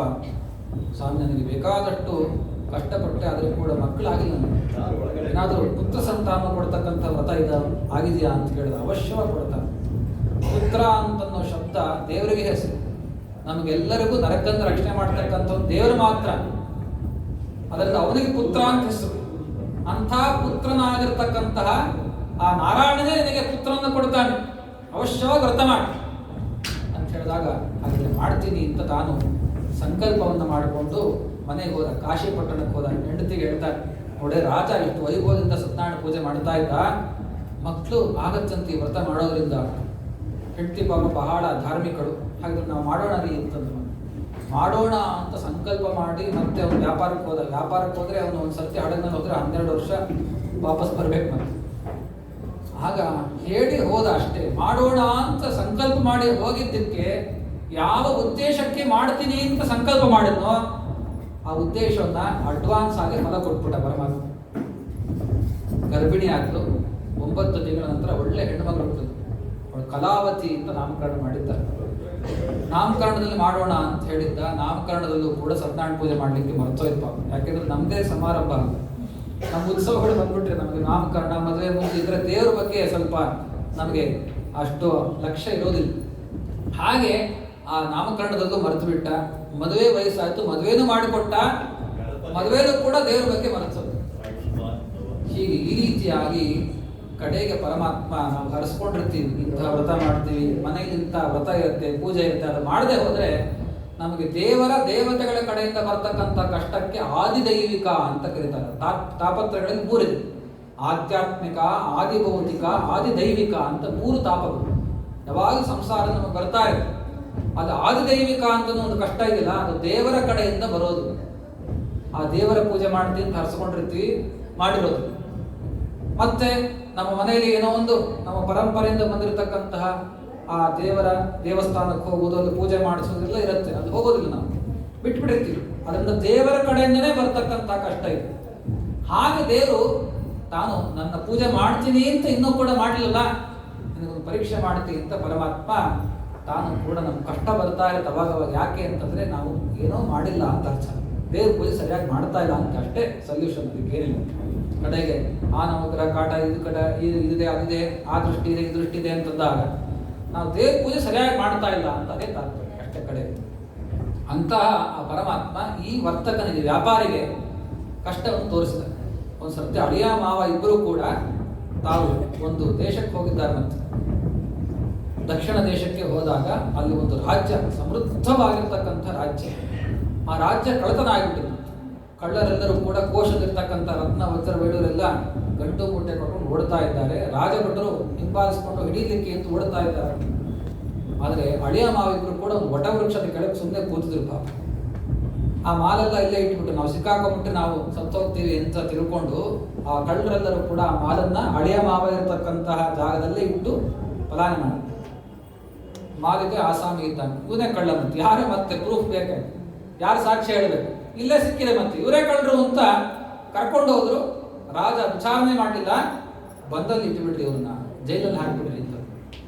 ಅಪ್ಪ ನಾವೇ ದೊಡ್ಡ ಶ್ರೀಮಂತರು, ಕಾಶಿಪಟ್ಟಣ ದೊಡ್ಡ ಶ್ರೀಮಂತ, ನಾನೇ ಕಳ್ಳತನ ಮಾಡಲಿ ಅಂತ ಎಷ್ಟು ಹೇಳ್ತಾ ಇದ್ರು ಕೂಡ ಕೇಳಿಸ್ತಾನೆ ಇಲ್ಲ. ಯಾಕೆಂದ್ರೆ ದೇವರಿಗೆ ಅಪಚಾರ ಮಾಡಿದ್ರೆ ಅದು ಯಾರೂ ಕೂಡ, ಎಲ್ಲರೊಳಗೂ ಇರೋನು ಪರಮಾತ್ಮನೇ. ಆ ಪರಮಾತ್ಮ ತಾನು ಯಾರನ್ನೂ ಕೂಡ ಕ್ಷಮಿಸೋದಿಲ್ಲ. ಹಾಗೆ ಎಷ್ಟು ಹೇಳ್ತಾ ಇದ್ರು ಕೂಡ ಕೇಳಿದ್ರೆ ಬಂಧನ ಇಟ್ಬಿಟ್ಟಿದ್ದಾರೆ. ಮನೆಯಲ್ಲಿ ಕಳ್ಳತನ ಆಗಿತ್ತು ಕಾಶಿಪಟ್ಟಣದಲ್ಲಿ. ಲೀಲಾವತಿ ಕಲಾವತಿ ತಾಯಿ ಮಕ್ಕಳು ಇಬ್ಬರು ಕೂಡ ಭಿಕ್ಷೆ ಬೇಡೋ ಪರಿಸ್ಥಿತಿ ಬಂದೆ. ಪಕ್ಕದ ಮನೆಯಲ್ಲಿ ಸತ್ಯನಾರಾಯಣ ಪೂಜೆ ಮಾಡ್ತಾ ಇದ್ರು. ಹೋದ್ರೆ ಮತ್ತೆ ಬೇಡ್ಕೊಂಡ್ರಂತೆ, ನನ್ನ ಗಂಡ ಮತ್ತೆ ಅಳಿಯ ಹೋಗಿ ಎಷ್ಟೋ ವರ್ಷ ಆಯಿತು, ಇನ್ನೂ ಬರಲೇ ಇಲ್ಲ, ಎಲ್ಲಿದ್ದಾರೆ ಅಂತ ವಾರ್ತೆನೂ ಗೊತ್ತಿಲ್ಲ. ಮತ್ತೆ ಆಗಿನ ಕಾಲದಲ್ಲಿ ಮೊಬೈಲ್ ಇಲ್ಲ, ವೈರ್ಲೆಸ್ ಏನಿಲ್ಲ, ಅದಕ್ಕೋಸ್ಕರ ಎಲ್ಲಿ ಹೋಗಿದ್ದಾರೆ ಏನು ಅಂತ ಗೊತ್ತೇ ಆಗ್ತಾ ಇಲ್ಲ ಅಂತ ದುಃಖ ಪಡ್ತಾ ಇದ್ದಾಳೆ. ಸತ್ಯನಾರಾಯಣ ಪೂಜೆಯನ್ನ ಮಾಡೋ ಸಂದರ್ಭದಲ್ಲಿ ಬೇಡ್ಕೊಂಡು ದೇವರೇ ಬರುವಂತೆ ಮಾಡು ಅಂತ ಪ್ರಾರ್ಥನೆ ಮಾಡಿ ತಾನು ದೇವರಿಗೆ ಪ್ರಾರ್ಥನೆ ಸಲ್ಲಿಸಿದ 2ನೇ ಕ್ಷಣದಲ್ಲೇ ಆ ರಾಜ್ಯದ ರಾಜಸಪ್ನದಲ್ಲಿ ಹೋದ ಪರಮಾತ್ಮ ಬಂದಲ್ಲಿರ್ತಕ್ಕಂಥ ವರ್ತಕರನ್ನು ಬಿಡಿಸ್ಬಿಡು, ವ್ಯಾಪಾರಿಗಳನ್ನು ಬಿಡಿಸ್ಬಿಡು, ಇಲ್ಲ ಅಂದ್ರೆ ನಿನ್ನ ರಾಜ್ಯವನ್ನೇ ನಾಶ ಮಾಡ್ತೀನಿ ನಾನು ಅಂತ ಎಚ್ಚರಿಸಿದ. ರಾಜ ಎದ್ದು ಕೂಡಲೇ ಮೊದಲನೇ ಕೆಲಸ ಮಾಡಿದ್ದೆ ಬಂದಲ್ಲಿರ್ತಕ್ಕಂಥ ಆ ಅಳಿಯ ಮಾವನಿಬ್ಬರನ್ನು ಬಿಡಿಸಿ ಏನು ಅವರಿಂದ ವಶಪಡಿಸ್ಕೊಂಡಿದ್ನೋ ಅದನ್ನ ಸನ್ಮಾನ ಮಾಡಿ ಕೊಟ್ಟು ಕಳಿಸ್ತಾ ಇದ್ದ. ಅಪ್ಪ ತಪ್ಪಾಯ್ತು, ನಾನು ನೀವು ಕಳ್ಳರು ಅಂತ ತಿಳ್ಕೊಂಡೆ, ನೀವು ಕಳ್ಳರಲ್ವಂತೆ ಅಂತ ಆ ಜೈಲಲ್ಲಿಟ್ಟಿರ್ತಕ್ಕಂಥವ್ರನ್ನ ಕರೆದು ಸನ್ಮಾನ ಮಾಡಿ ಕೊಟ್ಟು ಕಳಿಸ್ತ. ಯಾರು ಬಂಧನಲ್ಲಿರ್ತಾರೆ ಬಂಧನದಿಂದ ವಿಮುಕ್ತಿಗೊಳಿಸ್ತಕ್ಕಂಥ ಅದ್ಭುತವಾದ ವ್ರತ ಇದು. ನಾವು ಜೈಲಲ್ಲೇ ಇರ್ತೀವಿ. ಯಾವ ಜೈಲು? ಸಂಸಾರ ಅಂತ ಜೈಲು. ಅದ್ರಲ್ಲಿ ತಾಪತ್ರಯ ಹೇಳಬರ್ತಕ್ಕಂಥ ಅಗ್ನಿ ಸುಡ್ತಾ ಇರುತ್ತೆ. ಅದರಿಂದ ಬಿಡಿಸ್ಕೋಬೇಕು ಅಂದ್ರೆ ಸತ್ಯನಾರಾಯಣ ಪೂಜೆಯನ್ನು ಮಾಡಬೇಕು, ಸತ್ಯನಾರಾಯಣನ ಸ್ಮರಣೆ ಮಾಡಬೇಕು ಅಂತ ಅದ್ಭುತವಾದ ಫಲವನ್ನು ಕೊಡ್ತಕ್ಕಂಥ ವ್ರತ. ಬಂಧನ ಮುಕ್ತಗೊಳಿದ್ದಾರೆ. ಇನ್ನು ಎಷ್ಟೋ ವರ್ಷ ಆಯಿತು, ಮನೆಗೆ ಹೋಗೋಣ ಅಂತ ಹಡಗನ್ನು ತಯಾರು ಮಾಡಿದ್ರು. ಅದೆಲ್ಲ ವಜ್ರ ವೈಡೂರು ಇಟ್ಕೊಂಡ್ರು. ದೇವರು ಇನ್ನೊಂದು ಪರೀಕ್ಷೆ ಮಾಡ್ತಾ ಇದ್ದಾನೆ. ಒಬ್ಬ ವೃದ್ಧ ಸನ್ಯಾಸಿ ರೂಪದಲ್ಲಿ ಬಂದ. ಹಡಗನಲ್ಲಿ ಏನಿಟ್ಟಿದ್ದೀರಿ ಅಂತ ಕೇಳ್ದ. ಬರೀ ಎಲೆಗಳು ತುಂಬಿಟ್ಟಿದ್ದು ಸುಳ್ಳು ಹೇಳ್ಬಿಟ್ಟ. ಯಾಕಂದ್ರೆ ಎಲ್ಲಿ ಕದ್ಕೊಂಡು ಹೋಗ್ಬಿಟ್ಟು ತಾನೋ ಕಳ್ಳನೋ ಅಂತ. ಸನ್ಯಾಸಿಯನ್ನು ನೋಡಿದ್ರೇನೆ ನಮಸ್ಕಾರ ಮಾಡಬೇಕು ಅಂತ ಶಾಸ್ತ್ರ ಹೇಳ್ತದೆ. ಅಂತ ಕಾಷಾಯ ವಸ್ತ್ರ ದಂಡ ಇಟ್ಕೊಂಡಿದ್ರೆ ಯಾರು ಇಟ್ಕೊಂಡಿದ್ರೆ ಅವರ ಸನ್ಯಾಸಿಗಳಿಗೆ ನಮಸ್ಕಾರ ಮಾಡಬೇಕು ಅಂತ ನಮ್ಮ ಸನಾತನ ಧರ್ಮ. ಹಿರಿಯರು ಗುರುಗಳು ಅಂದ್ರೆ ನಾವು ಆಧಾರ ತೋರಿಸ್ಬೇಕು, ನಮಸ್ಕಾರ ಮಾಡಬೇಕು. ಅಂಥದ್ದು ಇವನು ಗೌರವ ತೋರಿಸಿದ್ರೆ ಸುಳ್ಳು ಹೇಳಿಬಿಟ್ಟ. ನಡೆಯಪ್ಪ ಮನೆಗೆ ಹೋಗೋಣ ಅಂತ ಹಡಗನ್ನು ತೆಗೆದು ನೋಡಿದ್ರೆ ಬರೀ ಎಲೆ ತುಂಬ ಹೋಗಿ ತಥಾಸ್ತು ಅಂತ ಆ ಸನ್ಯಾಸಿ ಹೇಳಿ ಹೋದ್ರೆ ಮತ್ತೆ ಬರೀ ಆ ರತ್ನ ಎಲ್ಲ ವಜ್ರ ವೈಡೂರ್ಯ ಪೂರ್ತಿ ಹಡಗ ತುಂಬಿದ್ದು ಬರೀ ಎಲೆ ಆಗಿಬಿಟ್ಟಿದೆ. ಮೂರ್ಛಾಕ್ರಾಂತನಾಗಿ ಬಿಟ್ಬಿಟ್ಟು ಏನು ಹಿಂಗೆ ಆಗಿಬಿಡ್ತು ಅಂತ ಮಾವ ಹಳೆ ಎಬ್ಬಿಸ್ತಾ ಇದ್ದಾನೆ. ಆ ಸನ್ಯಾಸಕ್ಕೆ ಸುಳ್ಳು ಹೇಳಿದಿಲ್ಲಪ್ಪ ನೀನು, ಅವನು ಸತ್ಯನಾರಾಯಣ ಸನ್ಯಾಸ ರೂಪದಲ್ಲಿ ಬಂದು ಏನು ಅವನಿಗೆ ಹೇಳ್ತೀವೋ ಅದೆಲ್ಲ ಸತ್ಯ ಆಗುತ್ತೆ. ಅದಕ್ಕೋಸ್ಕರ ದೇವರಿಗೆ ಏನು ಬೇಡಬೇಕು ನೀವು ಸುಳ್ಳು ಸುಳ್ಳಾಗಿ ಬೇಡ್ಕೊಳ್ಳಿಕ್ಕೆ ಹೋಗ್ಬೇಡ್ರಿ. ಏನು ನಿಜವಾಗ್ಲೂ ಬೇಕಾದ್ರೆ ಅದನ್ನು ಬೇಡ್ಕೊಂಡು. ನಾವೇನಾದ್ರೂ ದೇವರ ಎದುರಿಗೆ ಸುಳ್ಳು ಹೇಳಿದ್ರೆ, ದೇವರು ಅಂದ್ರೆ ಬರೀ ಪ್ರತಿಮೆಯಲ್ಲಿರ್ತಾನೆ ಕಲಶದಲ್ಲಿರ್ತಾನಲ್ಲ, ಸನ್ಯಾಸಿಗಳಲ್ಲಿ, ಹಿರಿಯರಲ್ಲಿ, ತಂದೆ ತಾಯಿಯಲ್ಲಿ ಅನೇಕ ನಮಗಿಂತಲೂ ದೊಡ್ಡವರು ಯಾರಿದ್ದಾರೆ ಅವರಲ್ಲಿ ಇರ್ತಾನೆ ಪರಮಾತ್ಮ. ಅದಕ್ಕೆ ನಾವು ಸುಳ್ಳು ಯಾಕೆ ಹೇಳಬಾರ್ದು ಅಂದ್ರೆ ನಾವು ಹೇಳಿದ್ದೆ ಸುಳ್ಳೇ ಸತ್ಯ ಆಗಿಬಿಡುತ್ತಾನೆ. ಸತ್ಯನಾರಾಯಣನಿಗೆ ಸುಳ್ಳು ಹೇಳ್ಬಿಟ್ರೆ ಮತ್ತೆ ಅದೇ ಸುಳ್ಳನ್ನು ಸತ್ಯ ಮಾಡಿದ ಪರಮಾತ್ಮ. ತಥಾಸ್ತು ಅಂತ ಹೇಳೋರ ಬರೀ ಎಲೆ ತುಂಬಿ ಅಲ್ಲಿ ಆಶ್ರಮ ಕಾಣ್ತಾ ಇದೆ. ಇನ್ನೂ ಅಲ್ಲಿ ಇದ್ದಾನೆ ಆ ಸನ್ಯಾಸಿ ಅಂತ ತಿಳಿದುಕೊಂಡಿದ್ರು. ಹೋದ್ರು, ಸಾಷ್ಟಾಂಗ ನಮಸ್ಕಾರ ಹಾಕಿ ಅಪರಾಧ ಆಯಿತು ಅಂತ ಬೇಡ್ಕೊಂಡಿದ್ದಾರೆ. ಮೇಲಿಂದ ಮೇಲೆ ನಿಮ್ಗೆ ಕಷ್ಟ ಬರ್ತಾ ಇದೆ. ಯಾಕೆಂದ್ರೆ ಇನ್ನೂ ಸತ್ಯನಾರಾಯಣ ಪೂಜೆ ಮಾಡ್ತೀನಿ ಅಂತ ಅನ್ಕೊಂಡು ಸಂಕಲ್ಪ ಮಾಡಿಲ್ಲ. ಅವಶ್ಯವಾಗಿ ಮಾಡಿ ನಿಮ್ಮೆಲ್ಲ ಸಮೃದ್ಧಿ ಉಂಟಾಗುತ್ತೆ ಅಂತ ದೇವರು ಕಳಿಸಿದ. ಇನ್ನು ಮನೆಗೆ ಹೋಗೋಣ ಅಂತ ಇನ್ನು ಹಡಗ ಹತ್ರ ಬಂದ. ಹಡಗೆಲ್ಲ ಪೂರ್ತಿ ಮತ್ತೆ ವಜ್ರ ವೈಢ್ಯರು ತುಂಬಿ ತುಳುಕ್ತಾ ಇದೆ. ದೇವರ ಮಹಿಮೆ ಅಂತ ತಾನು ಕೂತ್ಕೊಂಡ. ನಾವು ಬೇಗ ಬರ್ತಾ ಇದ್ದೀವಿ ಅಂತ ಮನೆಗೆ ತಿಳಿಸ್ಕೊಡು ಅಂತ ಕಾಶಿ ಪಟ್ಟಣಕ್ಕೆ ಒಬ್ಬ ದೂತನನ್ನು ಕೊಟ್ಟು ಕಳಿಸಿದ. ಅವ್ರು ಬರೋಷ್ಟೊತ್ತಿಗೆ ಮನೆಯಲ್ಲಿ ಸತ್ಯನಾರಾಯಣ ಪೂಜೆ ಮಾಡುತ್ತಾ ಇದ್ರು. ಸತ್ಯನಾರಾಯಣ ಪೂಜೆ ಆಯಿತು, ನಿನ್ನ ಗಂಡ ಬಂದಿದ್ದಾನೆ ಅಂತ ಮಗಳಿಗೆ ಗೊತ್ತಾದ ಕೂಡಲೇನು ಪಾಪ ಸತ್ಯನಾರಾಯಣ ಪೂಜೆ ಮಾಡಿ ಪ್ರಸಾದ ತಿನ್ನೋದು ಮರ್ತೋಯ್ತು ಪಾಪ. ಯಾಕಂದ್ರೆ ನಮಗೆಲ್ಲ ಫಸ್ಟ್ ಪ್ರಿಫರೆನ್ಸ್ ಏನೋ ಗಂಡ ಹೆಂಡತಿ ಮಕ್ಕಳು ನಾನು ನಂದು ಇಷ್ಟೇ. ದೇವರು ಅಂದ್ರೆ ಸೆಕೆಂಡರಿ ಅಂತ ಬಂತು. ಪ್ರೈಮರಿ ನಮ್ಮ ಸಂಸಾರ ನಾನು ನಂದು. ದೇವರು ಸೆಕೆಂಡರಿ ಅಂತ ಕಂಡ್ರೆ ದೇವರು ನಮ್ಮನ್ನು ಸೆಕೆಂಡರಿ ಮಾಡ್ಬಿಡ್ತಾರೆ. ನನ್ನ ಭಕ್ತರು ಫಸ್ಟ್, ಆಮೇಲೆ ನೀನು ಬೇಕಾದ್ರೆ ಕೇಳಿದ್ನ ಆಮೇಲೆ ನೋಡೋಣ ಅಂತ ಪೆಂಡಿಂಗ್ ಇಡ್ತಾನೆ ನಮ್ಮ ಫೈಲನ್ನು. ಯಾಕಂದ್ರೆ ದೇವ್ರು ನಾವು ಸೆಕೆಂಡರಿ ಅಂತ ಅಥವಾ ಮೂರನೇನು ಅಂತ ಮಾಡಿಬಿಟ್ರೆ ದೇವರು ನಮ್ಮನ್ನ ದೂರ ಇಟ್ಟುಬಿಡ್ತಾರೆ. ದೇವ್ರು ನಾವು ಎಷ್ಟು ಹತ್ರ ಇಟ್ಕೊಳ್ತೀವೋ ದೇವ್ರು ನಮ್ಮ ಹತ್ರ ಆಗ್ತಾನೆ. ದೇವ್ರನ್ನೇ ದೂರ ಮಾಡಿಬಿಟ್ರೆ ನಮ್ಮನ್ನು ದೇವರು ದೂರ ಮಾಡಿ. ಅದಕ್ಕಿದೇ ದೃಷ್ಟಾಂತ, ಕಥೆ ದೃಷ್ಟಾಂತ. ಹೀಗೆ ದೇವರ ಪ್ರಸಾದವನ್ನೇ ತಿರಸ್ಕಾರ. ಸತ್ಯನಾರಾಯಣದ ಪೂಜೆಗೊಂದು ಮಹಿಮೆ ಆದರೆ ಪ್ರಸಾದಕ್ಕೆ ಇನ್ನೊಂದು ಮಹಿಮೆ ಇದೆ. ಆ ಪ್ರಸಾದದಲ್ಲಿ, ಪ್ರಸಾದ ಅಂದ್ರೆ ಏನು ಗೊತ್ತಾ, ದೇವರ ಪೂರ್ಣವಾದ ಆ ಕಣ್ಣಿನ ಕಟಾಕ್ಷ ಅದರಲ್ಲಿರುತ್ತೆ. ಕಣ್ಣಿಂದ ಎತ್ತಿ ನೋಡಿರ್ತಾನೆ. ನೀವು ಪ್ರಸಾದ ಇಟ್ಕೊಡ್ಲೇ ದೇವ್ರು ತಿನ್ಬಿಡಲ್ಲ, ಮತ್ತೆ ತಿಂದ್ರೆ ನಾವು ಮತ್ತೆ ಪ್ರಸಾದ ಮಾಡಿಸ್ತಾನೆ. ಆ ದೇವರ ಪ್ರಸಾದ ದೇವರು ಕಣ್ಣಿಂದ ನೋಡ್ತಾನೆ ಅಂತ ಅನ್ನೋ ಕಾರಣಕ್ಕೆ ನಾವು ಮಾಡ್ತೀವಿ ಧೈರ್ಯದಿಂದ.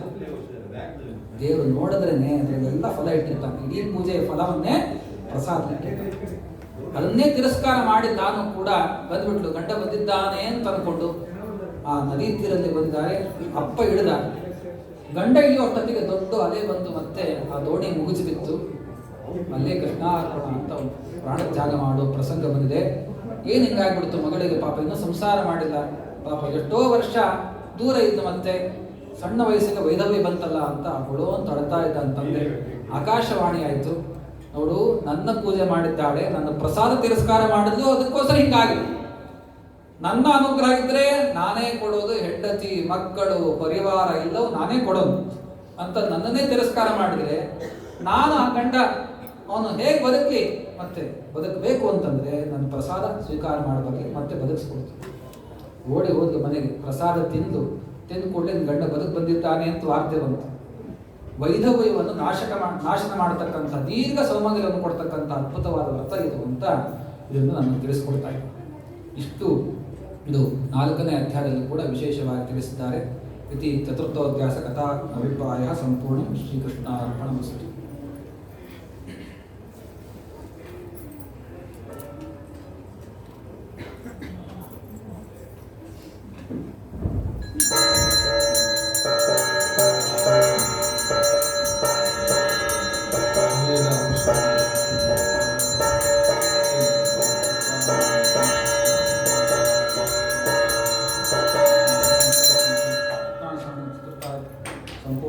ಮಂಗಳವೀರಾಜಂ ದರ್ಶಯಾಮಿ ರಕ್ಷಾಂಧಾರಯಾಮಿ.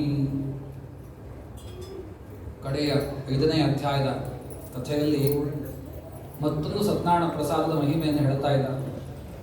ಒಂದು ವಿದರ್ಭ ದೇಶದ ಒಬ್ಬ ರಾಜ, ಅವನ ಹೆಸರು ವೀರಸೇನ ಅಂತ ಅವನ ಹೆಸರು. ಆ ರಾಜ ಬಹಳ ಅಹಂಕಾರ ಇತ್ತಂತೆ.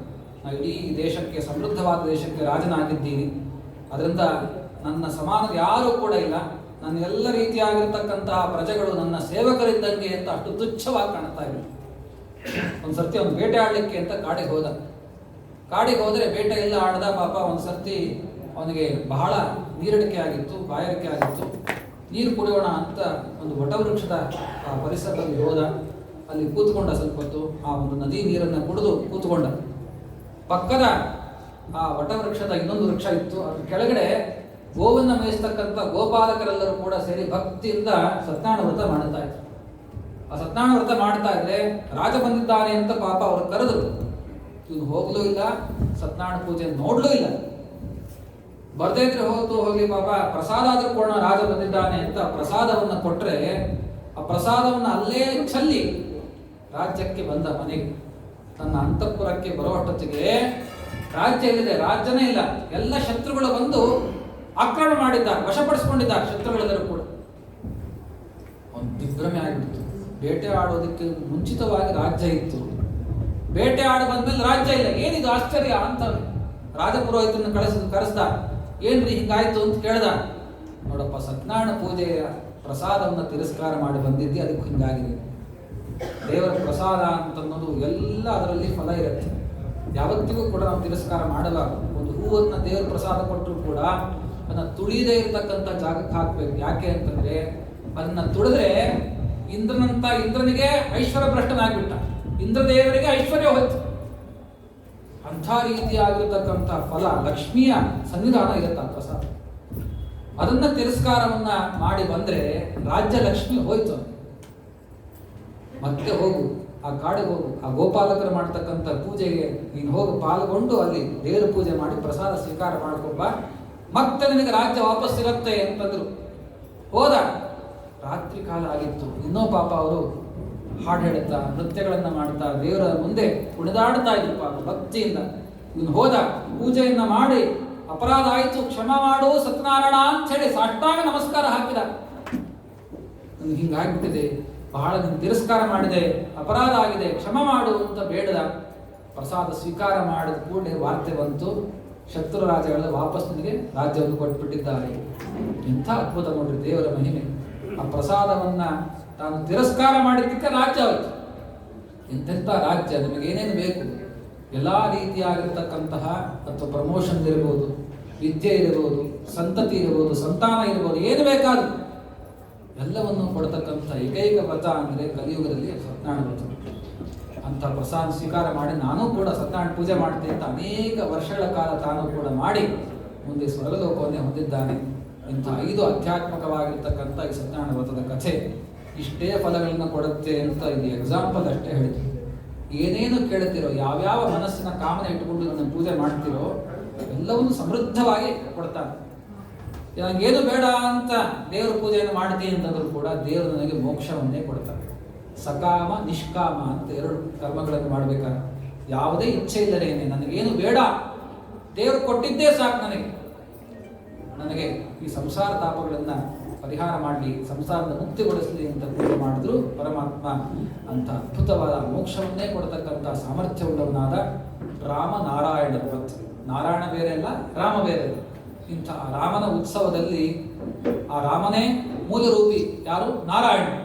ಆ ನಾರಾಯಣನ ಮೂಲ ರೂಪದ ಪೂಜೆಯನ್ನು ಮಾಡಿದ್ದೀವಿ ಅಂದರೆ ಇದೆಲ್ಲವೂ ಕೂಡ ಆ ಉತ್ಸವವು ಕೂಡ ಅದು ಮೂಲರೂಪಿಯಾದ ನಾರಾಯಣನಿಗೆ ತಲುಪಬೇಕು ಅಂಥ ನಾರಾಯಣನಿಗೆ ನಾವೆಲ್ಲ ಅರ್ಪಣೆ ಮಾಡುವ ಸಲುವಾಗಿ ಈ ಸತ್ಯನಾರಾಯಣ ವ್ರತವನ್ನು ಈ ಕಡೆಯ ರಾಮೋತ್ಸವದ ಅವಭೃತದ ದಿವಸ ಮಾಡ್ತಕ್ಕಂಥ ಆ ಕಾರ್ಯಕ್ರಮ ಪ್ರತಿ ವರ್ಷವೂ ಕೂಡ ಏನು ಮಾಡಿಕೊಂಡು ಬಂದಿದ್ದೀವಿ.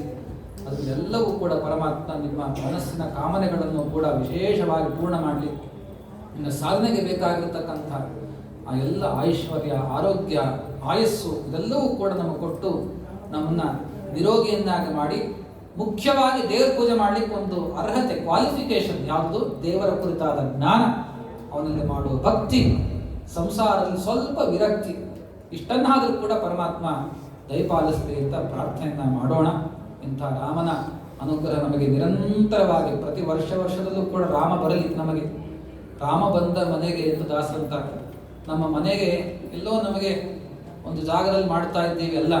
ಇವತ್ತಿಂದ ರಾಮೋತ್ಸವ ಮುಗಿಸಿದ ಮೇಲೆ ರಾಮನನ್ನು ನಮ್ಮ ಮನಸ್ಸಿನಲ್ಲೇ ಹೊತ್ತುಕೊಂಡು ನಮ್ಮ ಮನೆಗೆ ಕರ್ಕೊಂಡು ಹೋಗೋಣ. ಮನೆಗೆ ಕರ್ಕೊಂಡು ಹೋಗಿ ಮತ್ತೆ ರಾಮ ಎಂಥ ಮೂರ್ತಿ? ಅವನು ಧರ್ಮದ ಮೂರ್ತಿ. ನಮ್ಮ ಮನೆಯಲ್ಲೂ ಕೂಡ ಧರ್ಮ ಉಳಿಯುವಂತೆ, ನಮ್ಮ ಮನಸ್ಸಿನಲ್ಲೂ ಕೂಡ ಧರ್ಮ ಉಳಿಯುವಂತೆ, ನಮ್ಮ ಮನೆಯಲ್ಲಿ, ನಮ್ಮ ದೇಶದಲ್ಲಿ ವಿಶೇಷವಾಗಿ ಆ ಸನಾತನ ಧರ್ಮ ಎಂಬತಕ್ಕಂತಹ ಆ ಮೂರ್ತಿಯಾದ ರಾಮನನ್ನ ವಿಶೇಷವಾಗಿ ಆರಾಧನೆ ಆಗುವಂತೆ ಪ್ರತಿ ವರ್ಷವೂ ಕೂಡ ಇನ್ನೂ ಹೆಚ್ಚಿನ ರೀತಿ ನಮ್ಮ ಕೋರಮಂಗಲ ಬರೀ ಇಷ್ಟು ಜನ ಅಲ್ಲ, ಮತ್ತೆ ಇಡೀ ನಮ್ಮ ಕೋರಮಂಗಲಿಗೆ ಎಷ್ಟೆಷ್ಟು ಜನ ಇದ್ದಾರೆ ಆಸ್ತಿಕ ಜನರು ಎಲ್ಲರೂ ಬಂದು ಸೇರುವಂತಾಗಲಿ ವಿಶೇಷವಾಗಿ ಅಂಥ ಅನುಗ್ರಹವನ್ನು ಶ್ರೀರಾಮಚಂದ್ರ ಮಾಡಲಿ ಅಂತ ಪ್ರಾರ್ಥನೆ ಮಾಡ್ತಾ, ವಿಶೇಷವಾಗಿ ನಾವೆಲ್ಲರೂ ಅದಕ್ಕೆ ಪಾಲ್ಗೊಳ್ಳಬೇಕು. ನಾವು ಕಪಿಗಳಾಗಿ ಹನುಮಂತನಂತಹ ಸೇವೆಯನ್ನ ಮಾಡಿದ್ದಕ್ಕೆ ರಾಮ ಬಂದ ಅಂತ ನಾವು ಕೂಡ ಸೇವೆ ಮಾಡ್ತೀವಿ ಅಂತ ಸಂಕಲ್ಪವನ್ನು ಮಾಡೋಣ. ಪ್ರತಿ ವರ್ಷವೂ ಕೂಡ ನಾವು ರಾಮ ಸೇವಾ ಮಂಡಳಿಗೆ ಬಂದೇ ಬರ್ತೀವಿ, ಎಲ್ಲೆಲ್ಲೋ ಹೋಗ್ತೀವಿ, ಮಾಡ್ತೀವಿ. ಎಲ್ಲೆಲ್ಲೋ ಹೋದ್ರೂ ಕೂಡ ನಮಗೆ ದುಃಖ ನಿವೃತ್ತಿ ಇಲ್ಲ.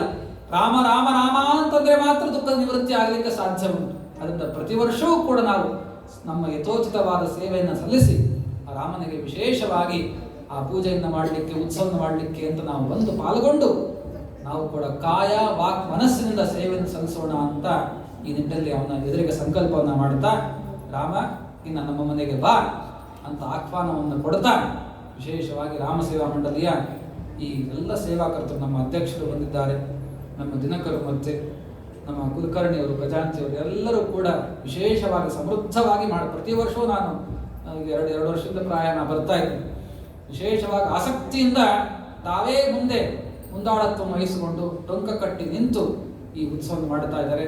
ನಮ್ಮ ಹರಿಯವರು ಕೂಡ ಬಂದು ಆ ಪೂಜಾ ಕೈಂಕರ್ಯಲ್ಲೂ ಕೂಡ ಮಾಡ್ತಾ ಇದ್ದಾರೆ. ವಿಶೇಷವಾಗಿ ಎಲ್ಲರಿಗೂ ಕೂಡ ಆಯುಷ್ಯ ಆರೋಗ್ಯವನ್ನು ಪರಮಾತ್ಮ ಕೊಟ್ಟು ನಡೆಸಿ ಇನ್ನೂ ವಿಶೇಷವಾಗಿ ಆ ಚಂದ್ರಾರ್ಕ ಈ ರಾಮಸೇವಾ ಮಂಡಳಿ ರಾಮೋತ್ಸವವನ್ನು ಮಾಡುವಂತೆ ಸೂರ್ಯವಂಶದಲ್ಲಿ ಬಂದು ಆ ಸೂರ್ಯ ಇರೋ ತನಕ ರಾಮೋತ್ಸವವನ್ನು ಮಾಡಿಸ್ತಕ್ಕಂಥ ವಿಶೇಷವಾದ ಅನುಗ್ರಹವನ್ನು ಮಾಡಲಿ ಅಂತ ಪ್ರಾರ್ಥನೆ ಮಾಡ್ತಾ ಇದೆಲ್ಲ ಕಥೆಯನ್ನು ಕೂಡ ಆ ರಾಮನ ಪಾದಾರವಿಂದಕ್ಕೆ ಅರ್ಪಣೆಯನ್ನು ಮಾಡ್ತಾ ಶ್ರೀಕೃಷ್ಣಾರ್ಪಣಮಸ್ತು. ಹರಯೇ ನಮಃ.